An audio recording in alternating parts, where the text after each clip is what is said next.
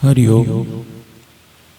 चैतन्यं शाश्वतं शान्तं व्योमातीतं निरञ्जनं नादिबिन्दुकलातीतं तस्मै श्री गुरुवे नमः।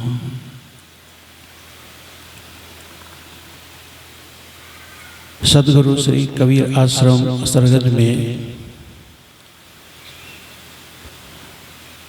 द्विदिवसीय सत्संग कार्यक्रम में पधारे हुए सभी संत महापुरुषों का सबका मैं नाम भी नहीं जानता हूँ, लेकिन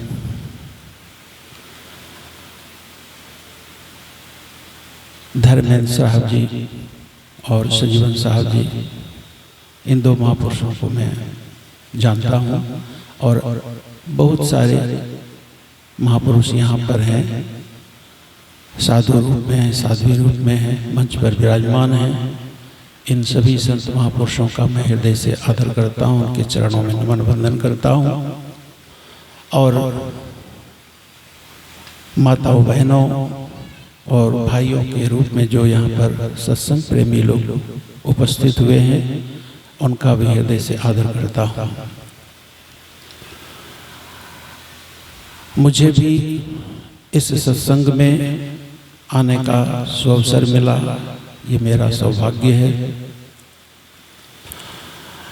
प्रवचन सुना संत का, इतने सारे संतों का दर्शन हुआ, आप सभी सत्संग प्रेमी भाइयों बहनों का दर्शन हुआ, ये मेरा अहोभाग्य है।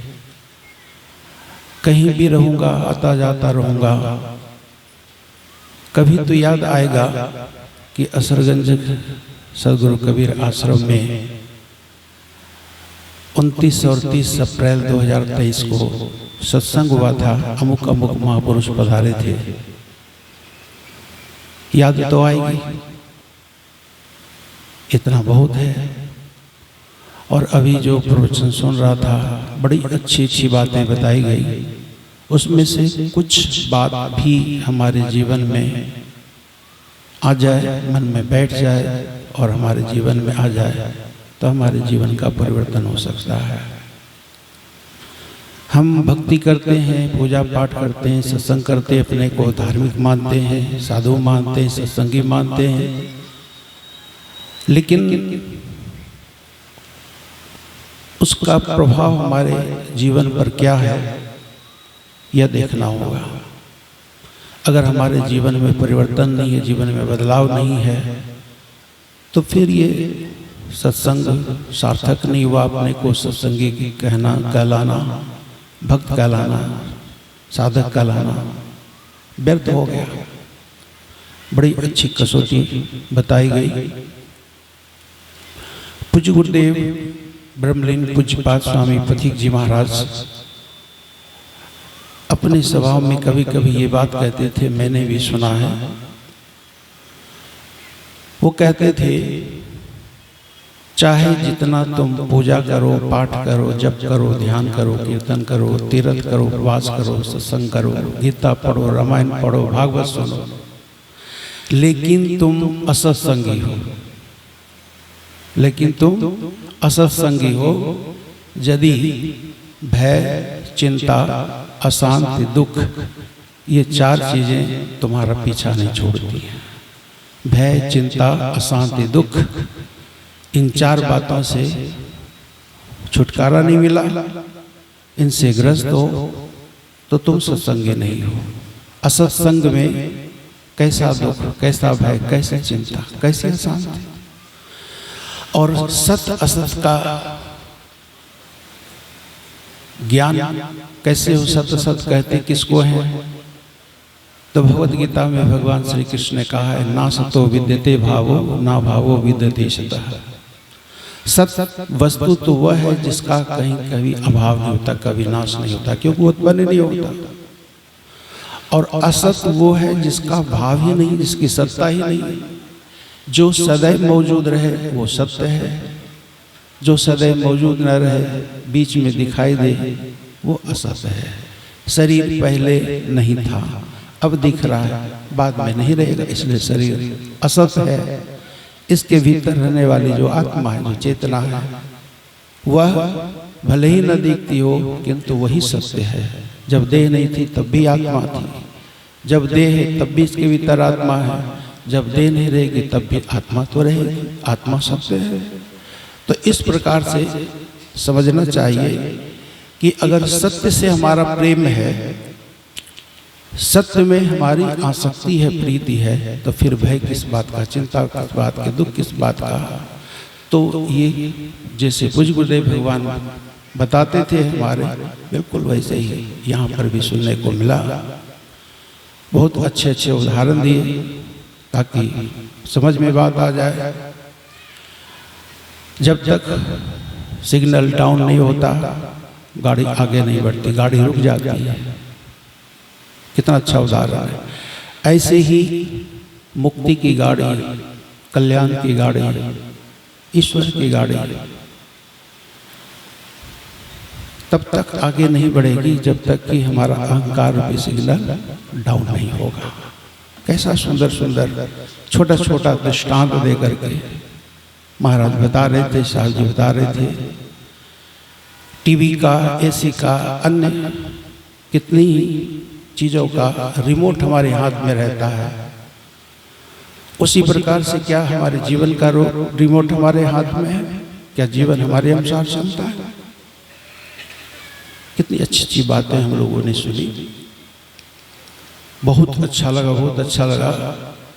सदगुरु श्री अभिलाष साहब भी असरगंज में पधारते थे, धर्मस्वरूप साहब भी पधारते थे। मुझे भी कभी कभी यहाँ सुनने का सौभाग्य मिला, मंच पर बैठ करके कुछ बोलने का भी सौभाग्य मिला। और जो आश्रम है सदगुरु अभिलाष साहब जी का प्रयाग में, इलाहाबाद में, वहाँ भी गया हूँ।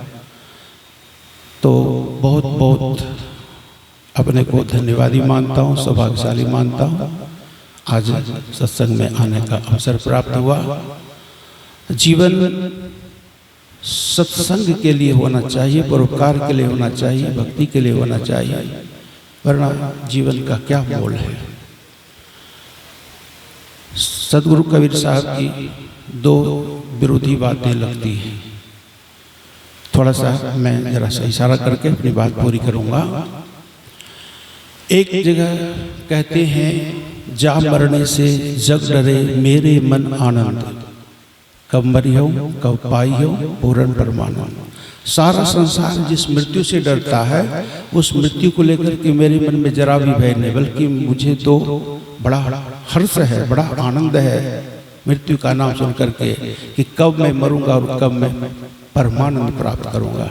मृत्यु में कहाँ दुख है, कहाँ पीड़ा है, वहाँ तो परमानंद है। जीवन में आनंद है तो मृत्यु में तो परमानंद है। उसके बाद तो कहीं कोई बात आई नहीं। कारागार से मुक्ति मिली, पंछी को पिंजड़े से आजादी मिली, तो परमानंद है। लेकिन वही एक जगह कहते हैं, मैंने सुना है राम बुलावा भेजिया दिया कबीरा रोई, जो सुख साधु संग में सो वैकुंठ नाम। अब यहाँ देखिए कि जिंदा रहना चाहते हैं, मरना नहीं चाहते, देह त्याग नहीं करना चाहते, बुलावा आ गया फिर भी नहीं जाना चाहते। इसका मतलब क्या हुआ कि यहाँ जो सत्संग में सुख मिल रहा था वो सुख वहाँ तो नहीं मिलेगा। ठीक है कि वैकुंठ है, कोई उच्च कोटि का लोक है, परम धाम है, दिव्य धाम है, वहाँ आनंद है, परमानंद है। लेकिन उससे भी ज्यादा आनंद साधु संग में है, सत्संग में है, संतों के संग में है। तो कहने का तात्पर्य क्या है? जीना है सत्संग के लिए। जब तक जिए सत्संग करें, साधु संग करें और उनसे जो कुछ सुने अपने जीवन में उतारें, तभी हमारा आपका जीवन धन्य होगा। बहुत बहुत धन्यवाद, बहुत बहुत धन्यवाद आप सब लोगों को और इन सभी संत महापुरुषों के चरणों में बारंबार नमन वंदन। इन्हीं शब्दों के साथ वाणी को विराम। बोलिए सद्गुरु देव की जय। अभी हम सब परम श्रद्धेय स्वामी श्री सुबोधानंद जी महाराज के सुंदर आशीर्वचन से लाभ ले रहे थे। अब ये सत्संग का समापन सत्र है। अभी परम पूज्य गुरुदेव जी संत गुरुजनों का पूजा और आरती होनी बाकी है। उसके बाद इस सत्संग कार्यक्रम का समापन होगा।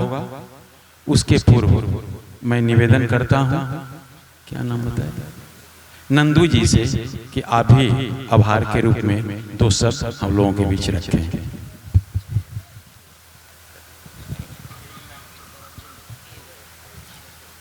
मैं सभी संत महापुरुषों से नम्र निवेदन करता हूँ